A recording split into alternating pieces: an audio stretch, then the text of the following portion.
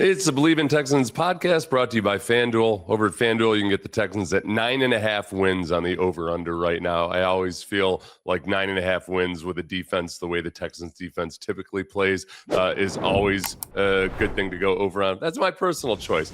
The free agency period so far might not have you all that excited, and I understand it. I get it, particularly when it comes to the offensive line.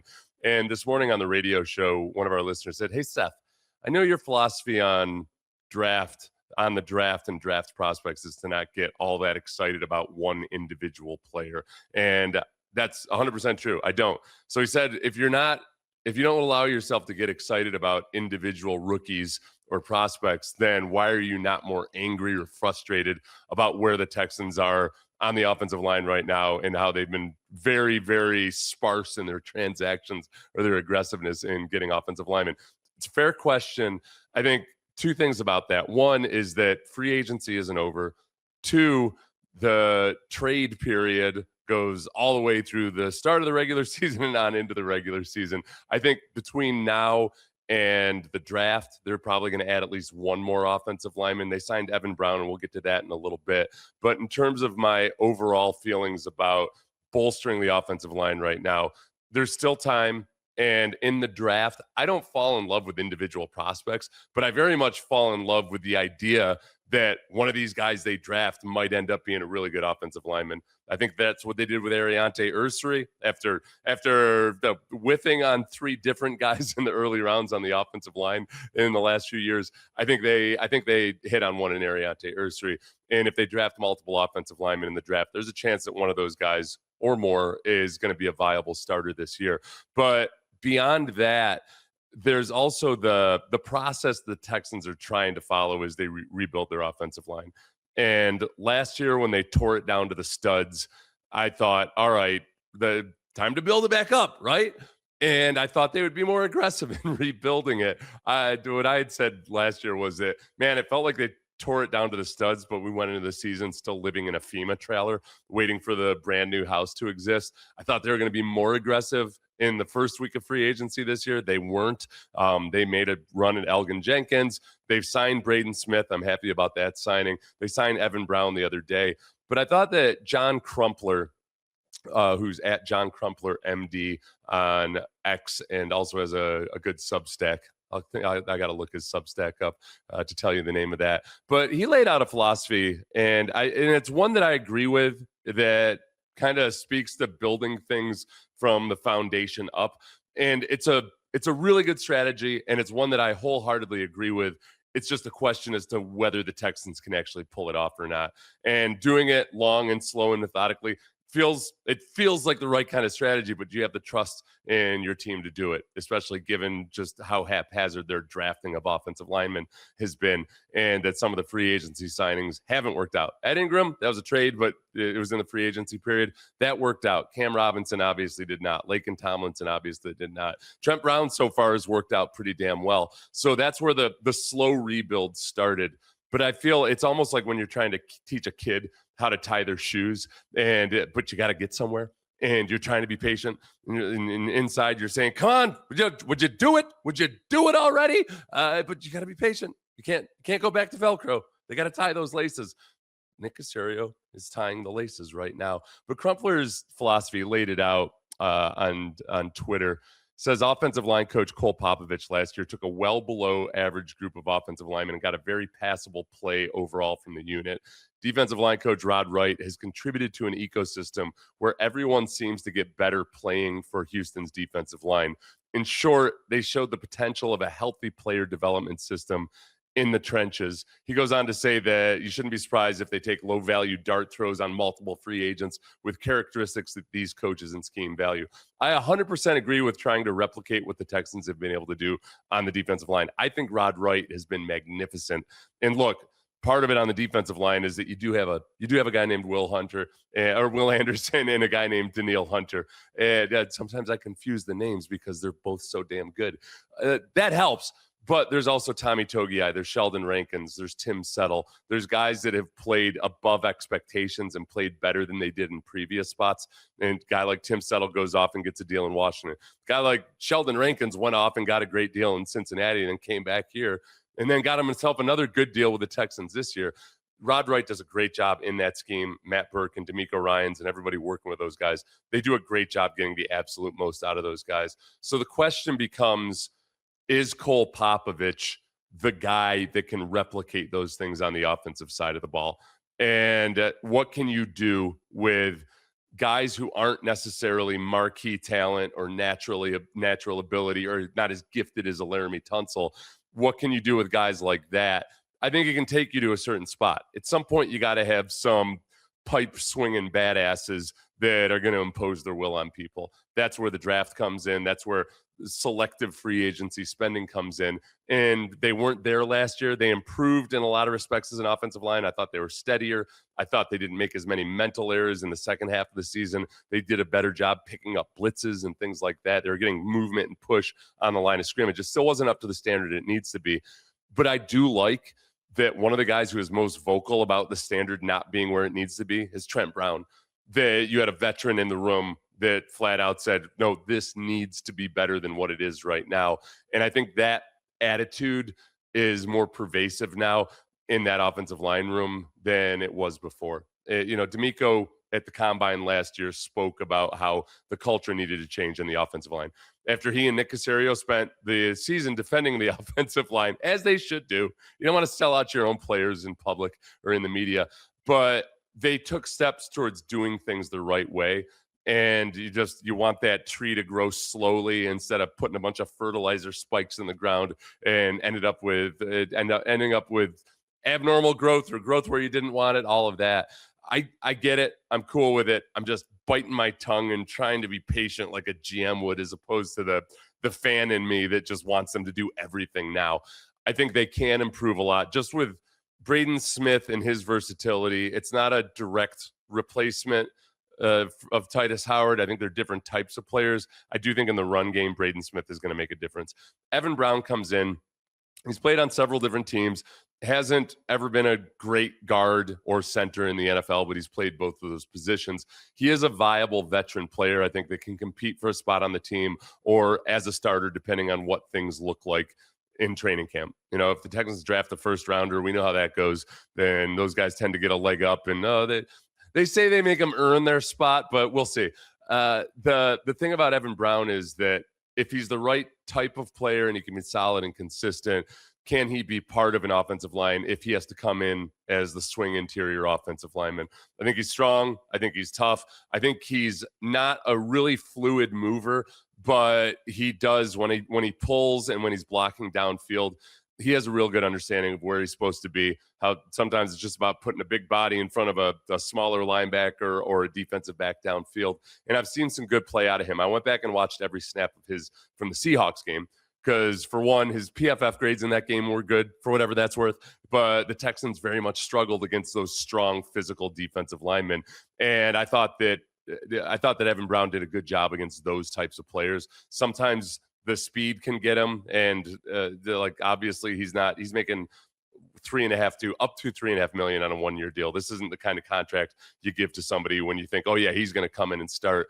But right now he's part of the milieu of those guys. Is that a Super Bowl caliber offensive line? No, not yet. They've still got some work to do. They have to add. It hasn't changed their odds at all on FanDuel for Super Bowl champion. Texans are still tied at 12th at plus 2,000 right now over on FanDuel. But if you think about some of the offensive linemen still available at guard, I looked at the ESPN top free agents still available. It's really interesting. There are 6 guards in that list. These lists are going to vary from place to place, obviously. But for whatever it's worth, on their top 20 free agents still available, Joel Bitonio, 5th. Wyatt Teller, 12th best free agent, still available. Kevin Zeitler, 13th. Spencer Buford from the 49ers, he's at 17th.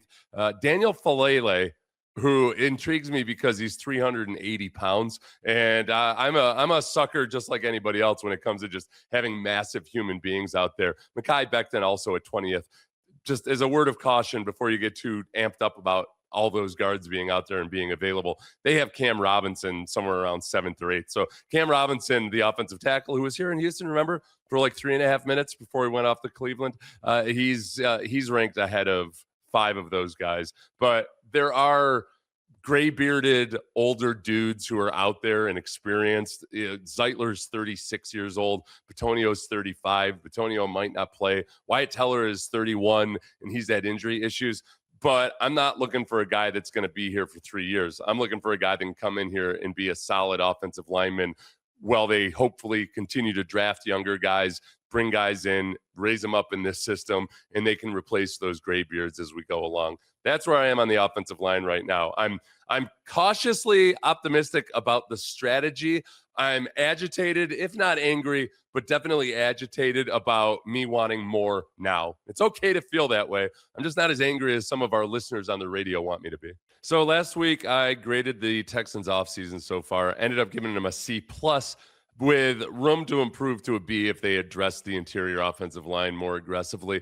Evan Brown isn't going to move me up off that needle. I like the Evan Brown signing. It's just not a linchpin type of, oh, yeah, now we're done. Now we can go into the draft and feel really good about the interior offensive line. That's not where I am. But in the interest of trying to check my blind spots and maintain objectivity, I want to look at a few of the grades that people on the outside have given to the Texans. Very important, kids. What other people think of you. Always remember that's I'm joking, kids. You might not pick up on sarcasm. Kids these days, they don't pick up on sarcasm like we used to. They weren't raised on Seinfeld and extreme sarcasm.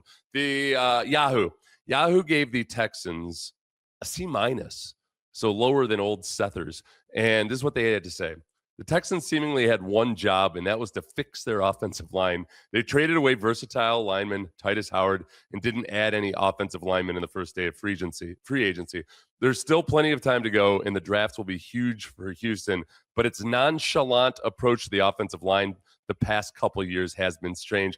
I agree. It's been strange. Sometimes things that are strange are brilliant, and sometimes things that are strange are idiotic. It tends to stratify a little bit. The stranger something is, you're either brilliant or an idiot. I'm still holding out hope that this is not strange. It's eccentric. It's atypical.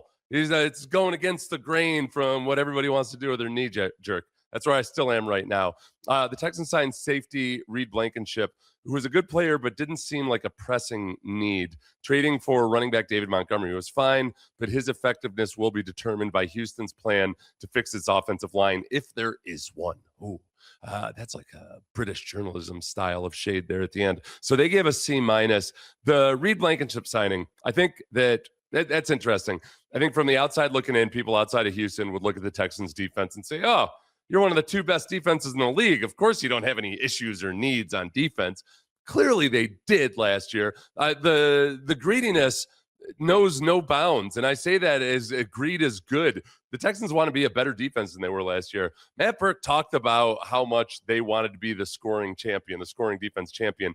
They relinquished it in the final game of the season to a rookie quarterback in Riley Leonard. I don't care how many backups were playing for the Texans defense. When the game still potentially mattered and they were playing most of their starters, they weren't as good as they needed to be. So I like that they've got that chip on their shoulder. But the safety position next to Kalen Bullock, we can call it strong safety if you want. I like my safeties to be a little bit more ambidextrous in terms of how you use your safeties. But still, that was a sore spot. They had 5 or 6 different guys, if you go all the way back to when you thought Jimmy Ward was going to be one of the starting safeties back before training camp, to rolling on through C.J. Gardner-Johnson and then a slew of others down into Jalen Reed at the end of the year. They were not good at that position. That was one of the weak spots. They re-signed Sheldon Rankins to address the defensive line, but Reed Blankenship coming in is very, very, very good. And I talked about this last week a little bit, but just to put it briefly, Reed Blankenship was playing in a system in Philadelphia that's way more mentally taxing and complicated for the defensive players than it is in Houston. And Vic Fangio asks guys to make a lot of adjustments and tweaks and to respond to things pre-snap and during the snap in a way that D'Amico just doesn't operate by that methodology. He just wants guys to play fast, not to do the bare minimum amount of thinking that you need to do and then play fast and keep it simple. So I'm really intrigued to see what Reed Blankenship does in a system like this, but also just by having a quality veteran consistently next to Kalen Bullock, that hopefully for one, reduces some of the big and explosive plays. It's really one of the only areas the Texans defense wasn't stellar last year, was in the number of explosive plays that they allowed. So having another veteran there in the backfield and having some consistency should really help in that regard. If we go to PFF, so Pro Football Focus, which we have to bring them up because people either love them and live by those grades or they despise them. I alternate between. If it suits my purposes, I cite a PFF grade. If I don't agree with whatever PFF is saying, they're stupid, they're dumb, and I would never listen to them. It's kind of like plus minus in basketball. You use it when it suits you. They do tend to a lot of their stats actually make a lot of sense. Their grades are the things that I least like, and yet that's what they're most known for. But they gave the Texans overall a B minus, and to just read, they did a blurb on each of the players. The notable players the Texans have signed. Ed Ingram, they gave PFF deal grade average. Sheldon Rankins, they said that was an above average deal. Average for Reed Blankenship, good for Braden Smith, and average for Logan Hall. So not below average for any of those or bad, but they end up giving the Texans a B minus. This is what they said about the Braden Smith signing. This is the replacement for Titus Howard, whom the Texans traded to the Cleveland Browns last week. Smith hasn't been as good over the past 2 years, but he doesn't have a season with a PFF overall grade below 65. He's coming off a 71.9 PFF pass blocking grade and 26 pressures allowed across 471 pass blocking snaps in 2025. It's also a reasonable deal for the Texans, who continue to rebuild their offensive line. I think there are a couple things that go into this. One is that Titus Howard wanted his $20+ million per year, and that's what he ended up getting in Cleveland. The Texans get draft compensation back for it. But I think Braden Smith is just a different type of player. I think he's a better and more tenacious and physical run blocker than Titus was. Probably not as good of a pass protector, but in this scheme and in this system, I like the prospects for how he might operate. With him, it's really the health that's the biggest concern. He's really only had one healthy season since 2022. A myriad of minor to a little bit more than minor issues, but his health and availability, just as it's going to be with Trent Brown, those are my big concerns with those two players. I like the players themselves. It's just a matter of, all right, do you get 17 games plus the playoffs out of both of those guys? And I don't think you shouldn't reasonably expect that. Can happen, but one of those guys is probably going to miss a chunk of time, at least during the season. The highest grade that I saw of the few that I surveyed was CBS Sports, who gave the Texans a B+. Short blurb said the Texans lost one of their best offensive linemen, even though that's been their offensive weak spot for a few years. Everybody notices this. Damn it. They won't shut up about it. When healthy, Smith can be an upgrade. However, that's an uncertain proposition since he hasn't suited up for more than 13 games in any of the prior 3 years. Montgomery is a massive step up and should slot in as Houston's new bell cow back. Houston definitely needs to continue addressing the offensive line in the draft. I feel like that's a synopsis of everything I've talked about in the first 2/3 of this podcast. So I'll take the B+ and run home and have my mom sign the report card. I think that's a little generous given that they haven't aggressively addressed the interior offensive line. But by and large, look, they've spent about the average amount of dollars in free agency. It's kind of the sweet spot of where I like it. See, more times than not, the teams that spend really aggressively don't get the bang for their buck.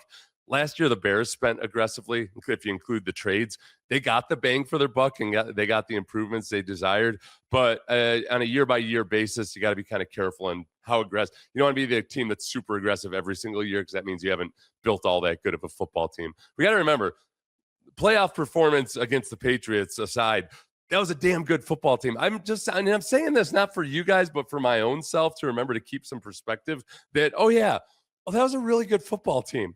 They need to improve on offense, but yes, my God, it was a good football team. All right. B+, little generous for me. Last grade I'll give out. And this is not going to be as bad a grade as a lot of you guys watching or listening are going to be happy with. Amy Adams-Strunk, owner of the Tennessee Titans, daughter to Bud Adams, man who's he's got an interesting reputation in Houston, as he is for you youngsters. He's the one that moved the Houston Oilers to Tennessee, renamed them the Tennessee Titans, changed their uniforms, changed obviously their logo and their team name and the colors and everything else like that. But then these last few years, it's become a point of contention about just exactly when they want to use the old Oilers uniforms. And now they've just gone ahead and made the old Oilers uniforms their standard uniform. So that was unveiled late last week. And it's interesting, man, because people get riled up about this, and I get it. It would be different, I think, if they weren't in the same division as the Texans. And I think it would be different also if the Titans hadn't ever changed their uniforms. It's not that uncommon for teams to change cities and then just keep playing in the same uniforms or with the same colors and the same logo and everything else like that. There's an element about this where I think when people in Tennessee will say, "What are you guys upset about? The Titans own the colors and the uniform and the name and whatever. We're going to do whatever we want." Yeah, I get that. Okay. I don't need a dissertation on intellectual property law. I get and understand why they're allowed to do it. The fact of the matter is, you got divorced, you changed your name, you got remarried, said that you had moved on in life, and now all of a sudden you wanna just talk about the old days. It's just petty. And Amy Adams-Strunk never seemed to really care about wearing the Titans colors until Houston teams started to want to use the Columbia blue, to the point where she sued the University of Houston for having uniforms a couple years ago that looked too much like the old Oilers uniforms. So this is as petty as it gets. The one side of this, did I give her a grade yet? I guess I'll give her a C on this. This is the one thing that holds me back on this. And this is where I do think that Amy Adams-Strunk does genuinely love and appreciate the old players from the old Oilers teams, the Hall of Famers, the Elvin Bethays, the Robert Brazils, these guys who are all-time great players that she grew up watching and being a part of her father's team. Those guys are awesome dudes and awesome players who kind of end up like orphan children. And this happens with every franchise that moves. When the Rams went to LA, or when the Rams went to St. Louis, there are a whole bunch of people in St. Louis that didn't care all that much about Eric Dickerson. Then the Rams go back to LA and, Eric Dickerson's relevant again. But meanwhile, people in LA, they don't care all that much about Kirk or somebody like that, some of the guys that were there in those St. Louis teams. So, what did I say? Kirk? What the hell's wrong with me? Kurt. So, I is a matter of paying homage to those childhood heroes of hers, and maybe to make them feel like maybe people in Nashville feel more like some of those old Oilers greats are a part of this franchise. I suppose I get it, but you didn't change the name. You're not doing anything different other than that. It's hard for me to believe that this just isn't sheer pettiness that's driving her to do this. And personally, I didn't grow up in Houston. I played against the Tennessee Oilers when they were in Memphis that first year, and they were still the Tennessee Oilers, and they still had the same logo and everything. Then I don't think they changed the name until the third year of the franchise. Were they in 1 year in Nashville as the Oilers? Whatever it was. But I wasn't in Houston, so it's not as much of a slap in my face when I see those uniforms. I just think it's weird, okay? And not in the good weird that we talked about earlier, where, you're weird, you must be eccentric and a genius. No, I think it's weirdly petty. And I think she's grasping onto it and then cloaking herself in nobility partly by paying homage to the great players of the past. I do think part of that's genuine, but I don't think that's the driving force behind all of it. But I'm not gonna rant and rave about it. I'm not gonna get picked up in Nashville for this epic idiotic rant or anything. As much as I want to make it in Nashville sports radio, it's just not my lot in life. Thanks for watching and listening to the Believe in Texans podcast. If you're listening on Apple, please give a 5-star review and say something nice. If you're watching on YouTube, like and subscribe, and everybody have a great day.